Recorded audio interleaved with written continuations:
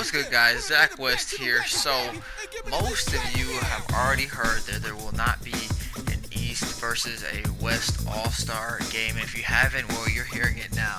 And at first, I didn't like the idea, but the more details I'm reading about it, the more I'm leaning towards liking it. It says the leading vote getter in each conference will be team captains, of course. We all know that.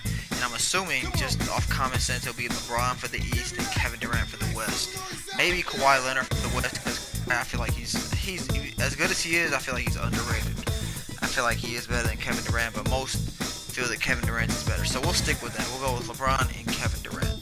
It says team captains will choose their own roster one by one, starting with the remaining 8 players voted in as starters.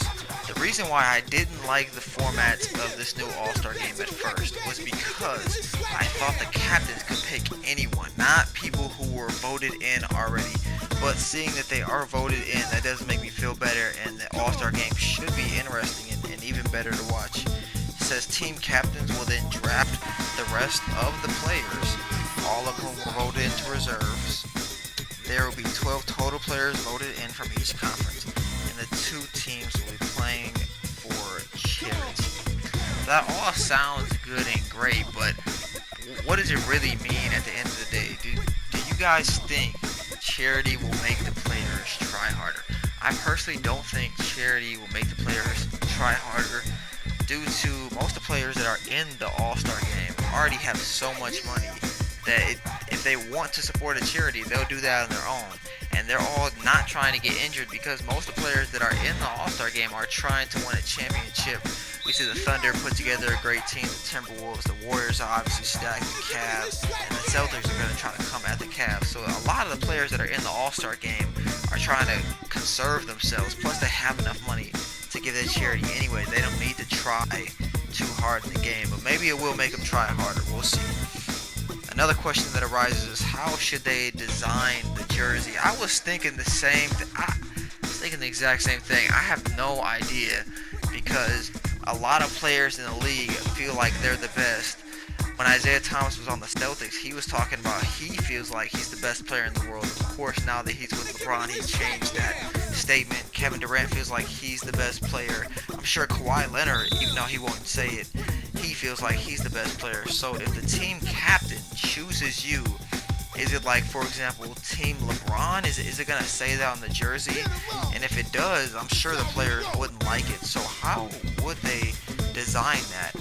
And what if they do keep the East versus West? Well, I guess they really couldn't, because it's not East versus West, although your team captain could be from the East or West. So that's an interesting one. How would they design the jerseys?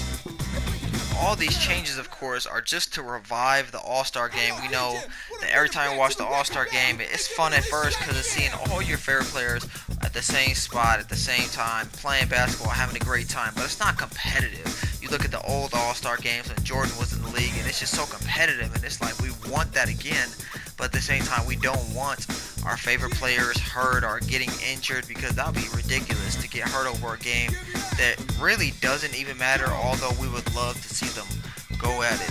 So I don't think it will revive the All-Star game. I don't think the All-Star game will be revived until I feel like a lot of players see what LeBron did when he went to Miami and formed the super team, and the Warriors became a natural super team, but they added Kevin Durant, and we see what that did with Oklahoma and all that, and it's just a different generation. I feel like LeBron definitely took the lead in that, whether he meant to or not, and I feel like until it is a whole new generation, I don't feel like the All-Star game will be revived at all.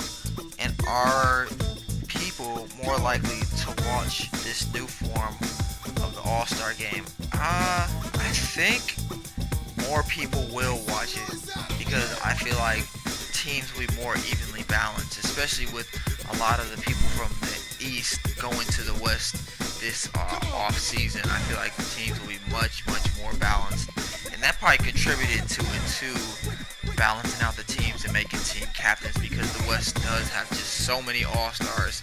And I was thinking about that, like they have so many, a lot of people who are good are going to be left off, and based on the voting, I think a lot of good people still might be left off because they are in the West, but at least the teams will be fair now.